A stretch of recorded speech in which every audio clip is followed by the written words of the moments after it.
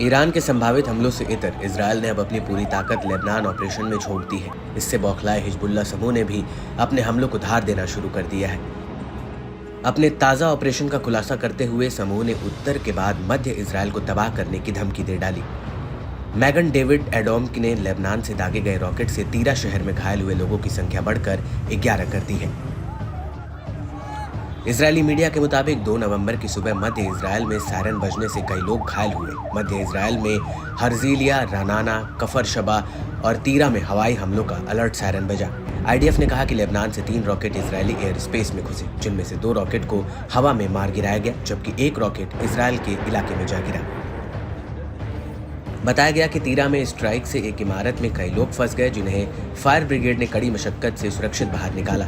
इमारत से करीब 8 लोगों को बचाया गया, जिनमें से कई घायल हुए। बता दें कि तीरा एक अरब शहर है, जो एक सप्ताह में हिजबुल्लाह के रॉकेटों से प्रभावित होने वाला दूसरा अरब शहर है। लेबनान प्रतिरोध ने इजरायल और उसके सैन्य ठिकानों के खिलाफ जवाबी कार्रवाई की। समूह ने दावा किया कि इजरायल की कई बस्तियों और सैन्य टुकड़ियों को निशाना बनाया गया। लड़ाकों ने किरत शमोना समेत कम से कम 3 इजरायली बस्तियों को पूरे दिन मिसाइलों से निशाना बनाया। लड़ाकों ने बड़े रॉकेट बैराज के साथ करमील और मालोत तरशीहा की बस्तियों पर भी बमबारी की। हिजबुल्लाह ने पहले दावा किया था कि उसने कब्जे वाले इलाकों के उत्तर में खियाम में इजरायली सैनिकों की एक सभा पर मिसाइल से हमला किया। इजरायली अखबार यरूशलेम पोस्ट ने पुष्टि की है कि लेबनान से आई आसमानी आफत ने जमकर कहर बरपाया है। उत्तरी इजरायल में सैन्य ठिकानों और बस्तियों की ओर कम से कम 30 रॉकेट दागे गए। इससे इजरायली खेमे में जबरदस्त हड़कंप मच गया। इस हमले के बाद 10 सैनिक और निवासी घायल हो गए। हिजबुल्लाह ने कहा कि हमले लेबनानी शहरों, गांवों और नागरिकों के खिलाफ इजरायली हमलों के जवाब में है। दरअसल बीते दिनों इजरायल के हवाई और तोप हमलों से लेबनान के कई रिहायशी इलाकों में जबरदस्त तबाही मची।